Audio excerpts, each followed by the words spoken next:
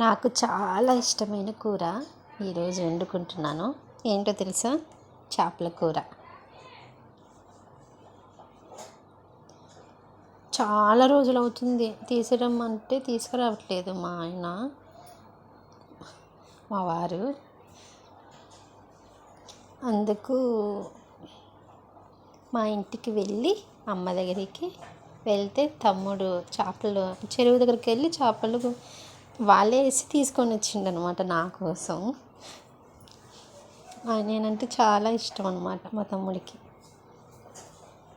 అక్కడి నుంచి తీసుకొచ్చుకున్నా మళ్ళీ ఇక్కడికి అత్తగారింటికి. కడుపు నిండా తిన్నా.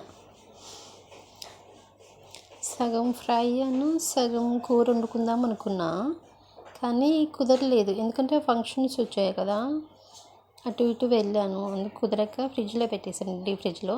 అందుకు ఈరోజు వండుకున్నాను. ఓన్లీ ఫ్రై చేద్దాం అనుకున్నా, మళ్ళీ ఎందుకు కూర తినబుద్ధి అవుతుంది. ఎందుకంటే కూర తినక చాలా రోజులు అవుతుందని ఫస్ట్ ఫ్రై చేసిన తర్వాత ఓన్లీ తలకాయలు మట్టికి కూర వండుకున్నాను. అందులో కావలసిన ధనియాలు బాగా వేయించిన, దోరగా వేయించి, కొంచెం గసాల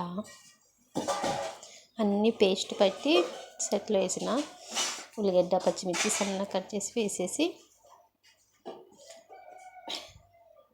ఫ్రై చేసిన తర్వాత చారులో వేసాను.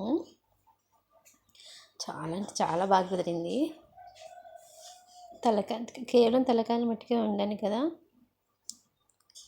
భలే ఉంది. ఎలా వండిద్దాం అనుకున్నా, ఫస్ట్ టైం చేశాను.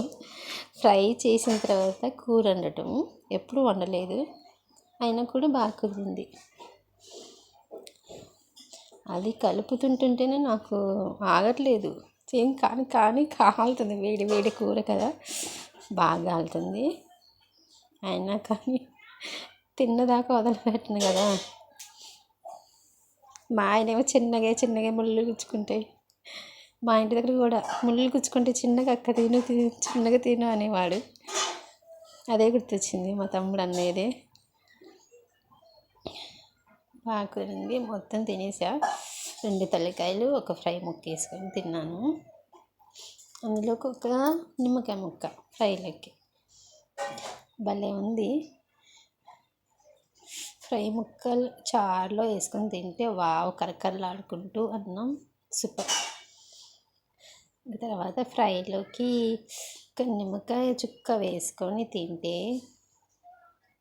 వావ్, కడుపు నిండిపోయింది. ఇంకా క్యారేజ్లోకి మా ఆయనకి బెండకాయ ఫ్రై చేశాను పొద్దున్నే. కూర ఎందుకులే అని మా ఆయన ఇష్టం, వేస్తే కూర వేస్తాను, లేకపోతే ఫ్రై చేపల కూర అయినా వేస్తాను, ఫ్రై అయినా వేస్తాను. సో కామెంట్ చేయండి ఫ్రెండ్స్, నా కూర ఎలా ఉందో. ఈరోజు వీడియోదే. బాయ్.